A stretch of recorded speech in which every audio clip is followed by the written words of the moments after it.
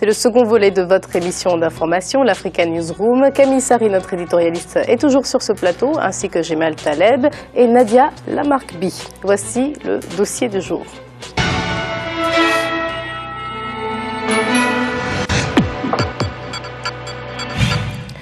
Le développement du continent africain passe aussi par celui des infrastructures aéroportuaires. La capacité des compagnies aériennes est en pleine croissance, mais manque parfois d'investissements et donc d'installations permettant d'accueillir les passagers. Djibril Fofana, notre correspondant au Sénégal, a enquêté sur l'évolution de ce secteur. Voici son reportage.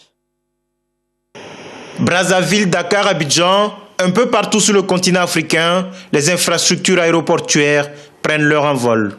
Le ciel africain n'a jamais été aussi dégagé. Le développement des transports aériens en Afrique se situe à 4,5% en 2011, 5,1% en 2012, 5,2% en 2013 et pourrait être de 6% en 2014. Durant les 8 dernières années, le trafic aérien a augmenté en moyenne de 8% chaque année.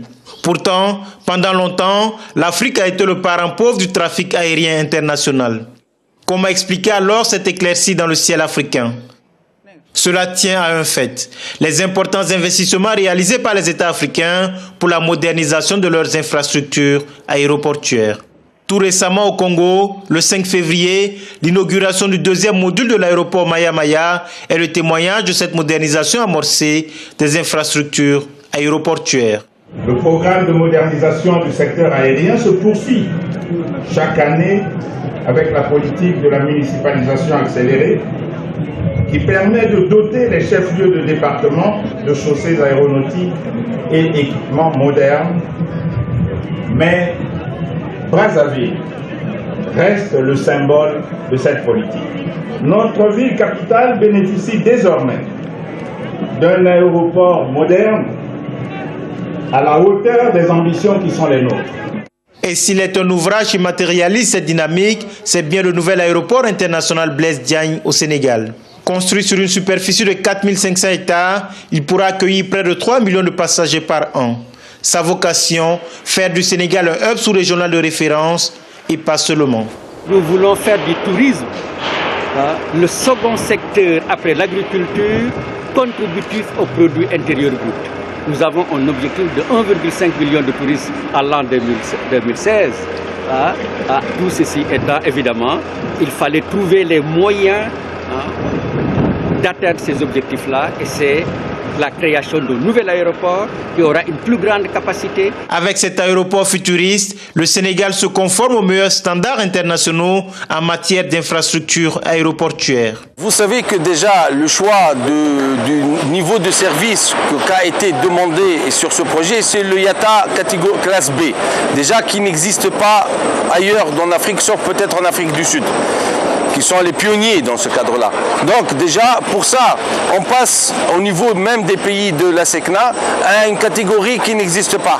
Je peux vous confirmer que cet aéroport-là, à tous les points de vue, esthétique, qualité, standard, équipement, c'est le plus haut de gamme qui existe en Afrique de l'Ouest. Nous sommes ici dans l'espace arrivé, en plein chantier du futur aéroport. Dans quelques mois, cette superficie de 19 000 m² abritera l'un des halls d'arrivée les plus grands et les plus modernes du continent africain. On est au Grand Floor. Grand Floor, c'est le premier étage, le rez-de-chaussée qui sert à l'arrivée. Donc ici, on est dans le hall bagage. Ici, donc vous voyez bien que le hall bagage, tout le revêtement, presque au stade de finition, cette semaine, tout le revêtement de cet espace dédié à la réception des bagages est terminé. Il y aura dans cet espace l'installation de 5 tapis de bagages. Et ce tapis de bagages, les équipements sont déjà approvisionnés sur site.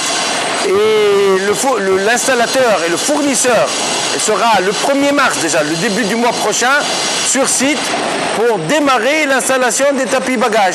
L'aéroport international Blaise Diagne est très attendu par les populations sénégalaises. Le scepticisme qui prévalait au départ a laissé place à un certain optimisme, tant l'état d'avancement des travaux est satisfaisant. Regardez cette tour de contrôle, regardez cet aérogare, avec cette architecture futuriste, l'aéroport international Blaise Diagne est devenu une réalité. Pour nous Sénégalais, mais également pour tous les Africains.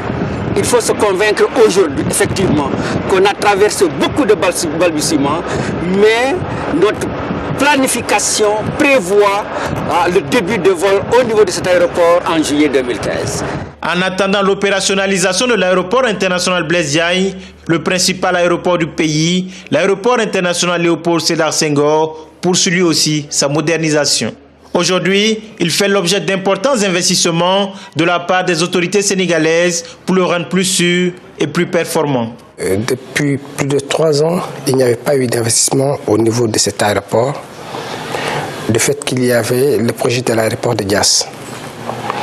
Avec l'avènement du président Macky Sall, qui a tenu à mettre en place une politique aéroportuaire digne de son nom, des instructions nous ont été données pour permettre à Dakar, qui est déjà un hub, de remplir les conditions et les normes de fonctionnalité pour permettre à cet aéroport aujourd'hui, en termes de sûreté et de sécurité, d'être aux normes. La vocation du Sénégal est de devenir un hub sous-régional à côté des pays comme le Kenya, le Ghana ou encore la Côte d'Ivoire. Et depuis quelques années, le pays de la Teranga se donne les moyens de traduire cette ambition en réalité.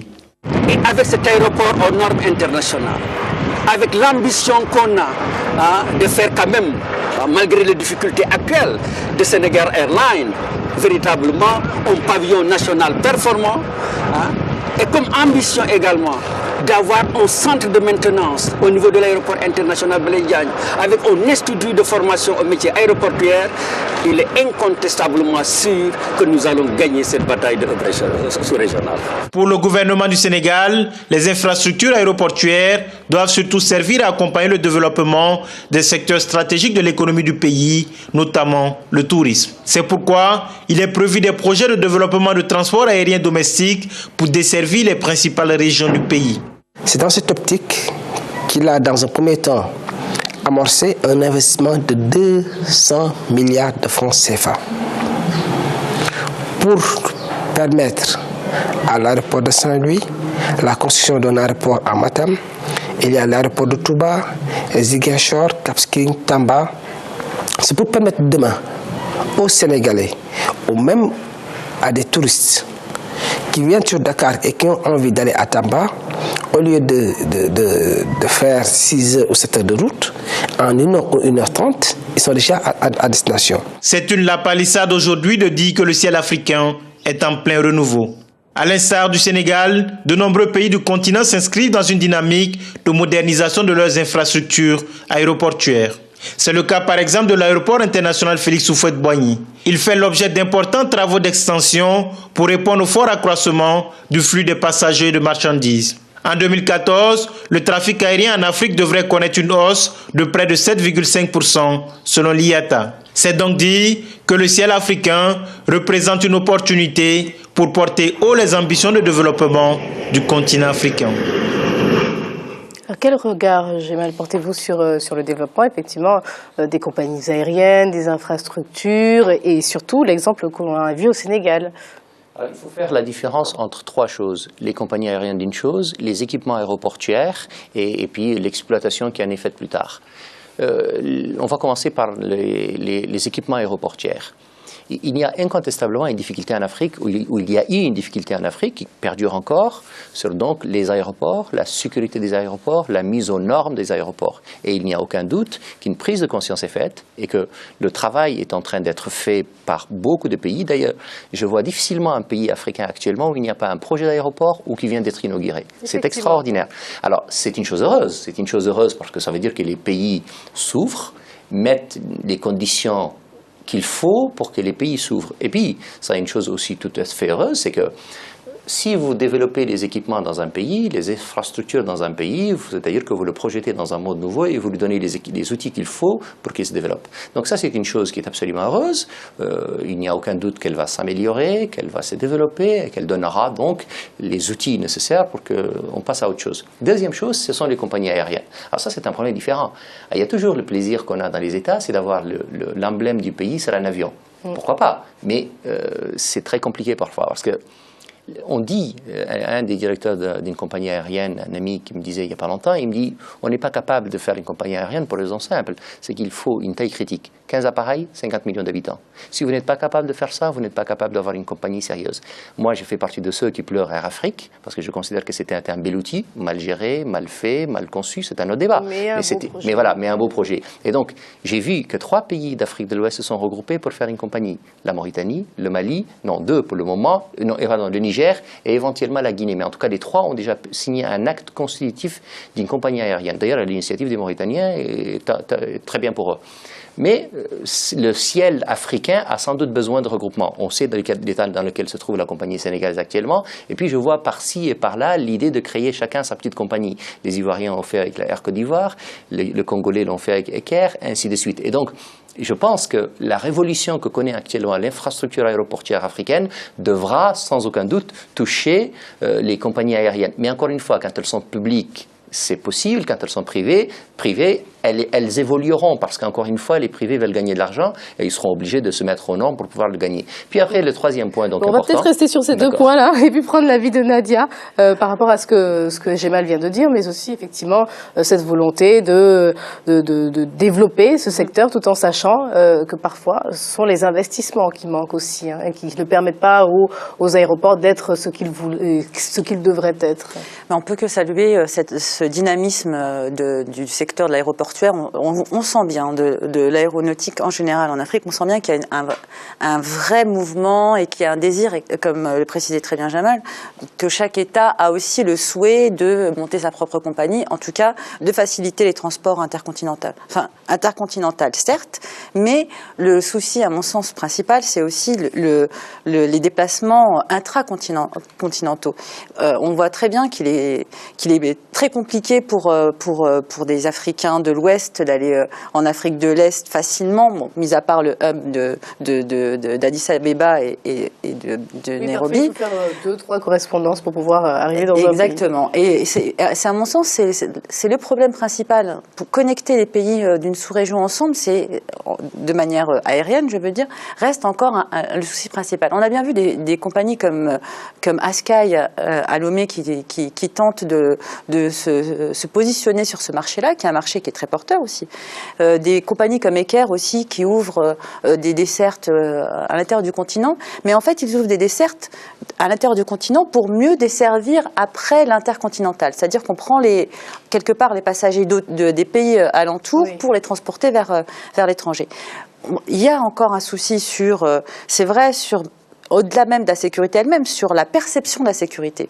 C'est-à-dire que beaucoup de passagers étrangers, beaucoup de clients étrangers pensent encore que les compagnies africaines sont des compagnies sous-équipées, mal contrôlées, avec des problèmes de sécurité. C'est malheureusement le cas dans beaucoup de situations. Oui, mais ça s'améliore quand même beaucoup. Bien sûr. Ça s'améliore énormément et maintenant, je pense qu'il est temps aussi de faire un peu plus confiance aux compagnies africaines et de voyager sur des compagnies africaines pour aussi une société marche si elle a des passagers et compte bien même le niveau de sécurité et de qualité serait supérieur, tant qu'ils ne remplissent pas un avion, ils seront pas rentables. Effectivement, un privilégié aussi qu'a mis les vols en passant par des compagnies nationales, locales, africaines, au détriment de compagnies internationales. Oui, tout à fait, mais il faut...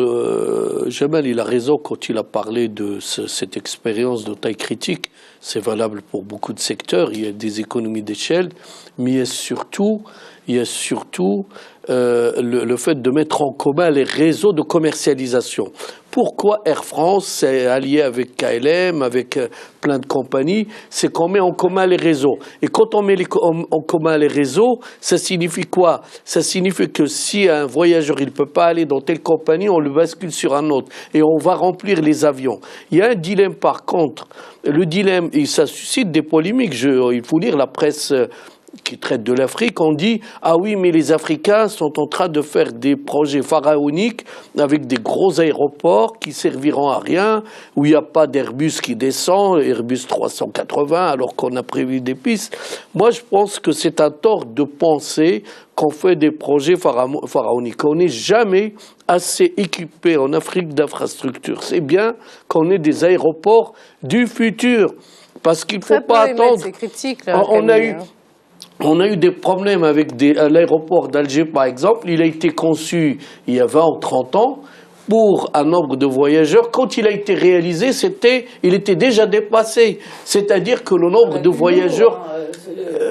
ils ont fait encore un autre. Le nouveau, il est exceptionnel. Il est vraiment bien sûr, très... parce que ça, ils ont tiré les leçons. Mais ce que je voulais dire, c'est qu'il faut faire attention que l'aéroport ne soit pas dépassé, qu'on va ouvrir l'année prochaine. Là, celui du Sénégal, on a même vu qu'il était futuriste. Mais le dilemme, il y a certains qui disent, oui, mais c'est disproportionné, c'est pharaonique, c'est ce que disent certains. Oh, c'est rare d'entendre ce type de critique. Par contre, ça, je l'ai vu dans une...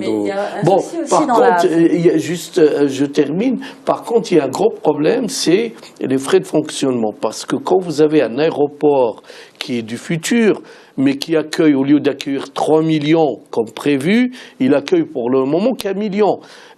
Donc là, vous avez des frais de fonctionnement, donc il faut un équilibre. Mais je termine par dire que la fréquentation des aéroports et des avions va aller en croissance. C'est déjà le cas d'ailleurs. Va aller en croissance de plus alors, en plus. Les taxes, on va effectivement, atteindre 1 milliard et quelques. Les taxes sont parfois excessives. Effectivement, on le reproche dans les aéroports par endroits. L'industrie, dit-on, du transport aérien est surtaxée en Afrique, d'où certaines difficultés qu'on rencontre. C'est un problème d'échelle. Posez-vous une question. Si vous prenez un avion de Paris pour aller au Cameroun, vous avez 7 heures d'avion, vous payez en moyenne entre 1 000 et 1 500 euros en classe économique. Vous prenez le même avion pour aller à New York. Vous avez 7 heures de vol et vous payez 3 fois moins. La question n'est pas que les avions du Cameroun sont moins bons que les avions qui vont ailleurs, pas du tout. La question, c'est que la compagnie aérienne qui va faire la rotation, elle n'a pas de concurrence. Deuxièmement, elle a des charges beaucoup plus importantes et elle fait un peu ce qu'elle veut. Alors que c'est New York, la concurrence est assez importante. C'est à peu près la même chose. Quand vous avez de gros aéroports qui sont calibrés pour un flux donné, vous êtes obligé de les rentabiliser et donc vous mettez à un niveau très élevé. Le jour où le marché du flux est beaucoup plus important, vous allez diminuer et je pense que c'est toujours la même difficulté. Nadia a pointé une chose très jolie, c'est qu'on parlait tout à l'heure d'échanges intra-africains. Le même échange est absolument dans la même difficulté, c'est les compagnies aériennes. La question, ce n'est pas parce que l'offre n'est pas bonne, c'est parce que la demande aussi est faible. Et c'est ce qu'on oublie très souvent. Les échanges entre les pays africains sont faibles. Quand vous prenez entre Dakar, Niamey ou Dakar, N'Djamena, l'avion n'est pas très plein. Cela, il dit sans doute à beaucoup de choses. Je ne suis pas spécialiste de la question et donc j'essaie de donner un modeste avis à mon niveau. Il y a d'abord la question du pouvoir d'achat. Nonobstant les échanges économiques qui sont faibles, il y a aussi une question de pouvoir d'achat. Donc très souvent, vous prenez le taxi brousse qui lui est plein. Quand vous prenez la route entre Nouakchott et Dakar, c'est impressionnant qu'est-ce qu'elle est remplie. Quand vous prenez l'avion, il est aussi plein. C'est un mauvais exemple. Mais tout de même, parce que le flux est assez important et donc l'échange commercial entre les deux pays est assez important. Et donc la classe moyenne qui a les moyens de le faire, le fait. En réalité, l'exemple que nous prenons là est juste parce que quand on le transpose en Asie, et c'est l'exemple que je voulais donner, regardez une compagnie qui s'appelle Air Asia, qui est une compagnie d'un pays comme la Malaisie. Elle vient de commander chez Airbus, il y a 2 ans ou 3 ans, 200 Airbus 320. Mais figurez-vous, il y a 30 ans, qui aurait parié là-dessus? Je n'ai aucun doute que le ciel africain connaîtra ça demain. Mais il connaîtra donc une révolution, et la révolution aujourd'hui commence par les équipements, les infrastructures. Et les chefs d'État africains aujourd'hui qui parient sur cela, je pense qu'enfin, on a des visionnaires. Effectivement. Après, oui, Nadia. Il y a un souci majeur aussi, c'est sur la formation du personnel. Parce qu'un aéroport nécessite énormément de corps de métiers différents, très spécialisés. Et on voit bien qu'il y a un problème sur les formations. Par exemple, les pilotes d'avion. Bon, là, on va prendre pour la catégorie, on va dire, supérieure du personnel. Les pilotes d'avion sont tous formés à l'étranger. Pour le moment, il n'y a quasiment aucune, je parle d'Afrique de l'Ouest, aucune école de pilotes. Ils sont obligés d'aller en Arizona, en Belgique, en Afrique du Sud. Ils sont obligés d'aller ailleurs. Il n'y a pas d'école de pilotage. Pour tous les corps de métier, et j'en discute... Bon, donc il y a l'Afrique du Sud au moins. Oui, il y a l'Afrique du Sud, mais ça reste relativement loin de l'Afrique de l'Ouest. Mais il y a tout un travail à faire sur la formation du personnel. Il y a aussi, c'est bien de construire des aéroports, c'est vrai, c'est bien de lancer les choses. Mais derrière, il y a tout tout un travail de formation à faire pour être à la hauteur des ambitions. On peut décider d'ouvrir 50 lignes, mais si il n'y a personne pour conduire, il n'y a pas d'hôtesse formée, il n'y a pas de personnel. Une école par zone. Il faudrait former, pas seulement une, il faudrait former beaucoup de monde, parce qu'un aéroport... Tout à l'heure, on parlait de questions d'offres et de demandes. Alors, une école de formation pour les pilotes par pays, vous imaginez bien que si le pays n'a qu'une seule compagnie pour l'instant, ce n'est pas viable, ce n'est pas rentable. Non, mais en général, ça peut être des écoles de sous-région, mais peu importe en fait la structuration des choses, parce que il y a un vrai besoin. Et ce que je veux dire, un pilote qui est formé, supposons qu'il soit formé au Sénégal, ne va pas piloter que des avions sénégalais sur des lignes Dakar-Saint-Louis. Donc non, il y a pas de frontières en matière d'aéronautique. L'aérien est vraiment un espace ouvert où les avions des uns et des autres fonctionnent dans tous les sens, et il y a un principe aussi de réciprocité qui est important, et où le personnel n'est pas assigné à une nationalité spécifique. On le voit dans les avions. C'est très varié. Camille. Il faut prévoir, bon, c'est bien de prévoir des aéroports, des avions, mais il faut les remplir. Et pour les remplir, ça ne peut pas être uniquement par des hommes d'affaires qui voyagent d'un pays à l'autre, même si ça pourrait faciliter les choses. Le nombre de passagers transportés est en hausse, sur le continent, donc il faut développer aussi le tourisme. Le tourisme, pas par pays, mais interrégional. Ça se fait des packages, c'est ce qu'on appelle des packages, les tours ils savent faire. C'est vous faites le Cameroun, le Kenya, je dis n'importe quoi. Enfin, vous faites des amalgames de plusieurs destinations. Ça plaît aux touristes sur des bases culturelles ou de découverte de savanes, etc. Et il faut aussi développer le tourisme intra-africain. Parce que la plupart des Africains, ils quittent le continent pour aller ailleurs. Je dis pas, je vais Ceux pas qui en ont les moyens et la possibilité aussi. Mais il faut développer aussi ce tourisme, même ceux qui ont les moyens intra-africains. Et pour ça, il ne faut pas appliquer des tarifs élevés. Ce que Gemel a donné comme exemple, tout le monde le connaît. Pourquoi? Parce qu'il n'y a pas de concurrence, parce que, etc. Beaucoup de pays subventionnent les prix des billets, parce que l'objectif, ce n'est pas de gagner sur le billet d'avion, il faut gagner un peu, mais c'est surtout pour amener le touriste dans le pays ou le visiteur qui va consommer beaucoup. Dernière réaction. Et c'est ça l'essentiel. Non, je pense que le billet est fixé par la loi de l'offre et de la demande. Ça s'appelle l'économie de marché, ça s'appelle tout simplement la libre concurrence. Donc c'est pas ça la question. Non, je crois que ce que dit... Il y a des pays qui font un effort. Sans doute. Ce que je dis Nadia est juste, mais il pose encore une chose. Kenyan Airways n'a pas de problème pour recruter des pilotes. Ils existent. Figurez-vous, le directeur de la compagnie mauritanienne m'expliquait il n'y a pas longtemps qu'il n'a aucun problème pour trouver des pilotes. Donc la question n'est pas là. La question, elle est ailleurs. Tant que les États sont dans un égoïsme où chacun va avoir sa petite compagnie et ils ne sont pas dans une idée de se dire nous avons besoin de nous regrouper. Figurez-vous que les quelques pays d'Afrique de l'Ouest regroupés, ils font 70 millions d'habitants. Ils ont de quoi et la possibilité de faire des compagnies sérieuses. Il faut sortir de ça. C'est que tout simplement, je vous ai dit, les Mauritaniens, les Nigériens et les Maliens sont en train de créer une compagnie. J'espère que les autres pays vont les rejoindre assez rapidement. Merci à vous, c'est la fin de ce débat. Alors on va rappeler, merci Camille, on va rappeler les principales informations que nous avons traitées en première partie d'émission. Abdraman Sylla, le ministre des Maliens de l'extérieur, s'est rendu en Guinée équatoriale afin de renforcer la coopération existant déjà entre les deux pays. Son objectif était aussi d'y rencontrer les Maliens de la diaspora. Le président du Cameroun, Paul Biya, s'est adressé aux jeunes de son pays. En 2014, les chiffres concernant la création d'emplois devraient sensiblement évoluer de façon positive.